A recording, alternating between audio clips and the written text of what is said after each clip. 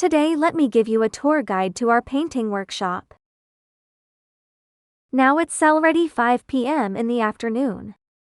So you can see all the light are on. Here you can see the workers are making up the flaws before painting. This area's painting workers already finished the painting today. Then we will leave the pot to dry by the natural temperature.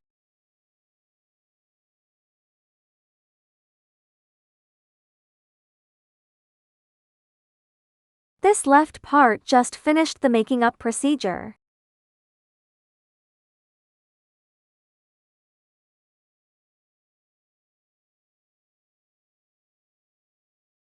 The right empty space are the painting dried pots just be sent to the warehouse.